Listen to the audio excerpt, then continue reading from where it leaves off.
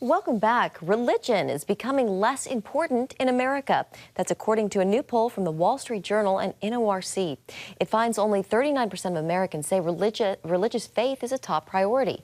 That's down from 62% back in 1998. But there's a new push to bring a foundation of biblical principles to American politics. The American First Policy Institute wants to empower people of faith when it comes to speaking about issues central to the future of the United States. Evangelical leaders, including alums from the Trump administration's Faith Advisory Council, helped launch the Biblical Foundations Project here in D.C. today. Politics matter because policy matters because people matter. And politics is really the ability to organize and influence. I think politics are in the church already because many pastors are so political. God never called us to be conversationalists.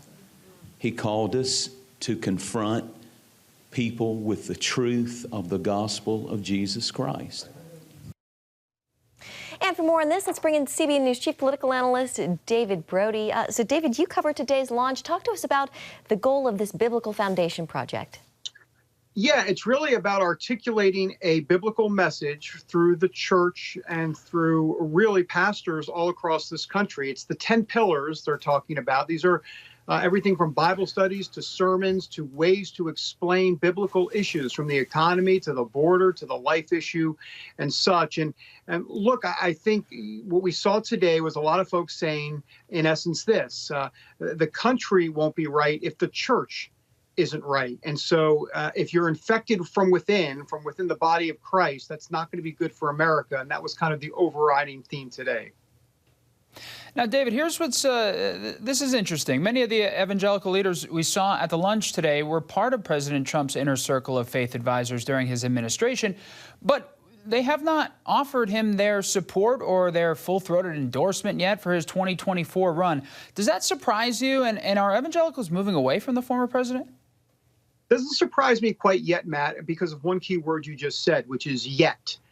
We're still a bit early in the process. I'm not suggesting that if folks waited another 4, 5, 6 months to make their decision, that would be different. But we're still a little bit early. So let's hold the final judgment, so to speak, I guess pun intended, for a little bit.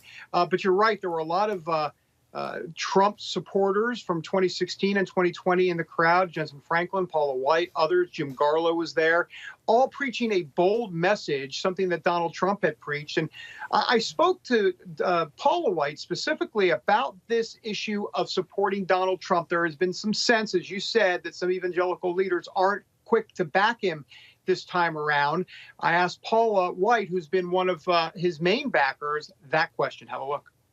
I've been with President Trump for 23 years, and I'm still very strong with them. Speak with them all the time, still mobilizing, still talking to people, educating people. We're still holding prayer meetings. We're still doing everything that I've done actually since 2011, when he was first seeking and saying, I don't like the way this country's gone. I'm working all the time. I still continue to do all the same things that I've always done, which has been very grassroots, etc. So it's funny, people go, well, we haven't heard from you, but I'm actually very vocal.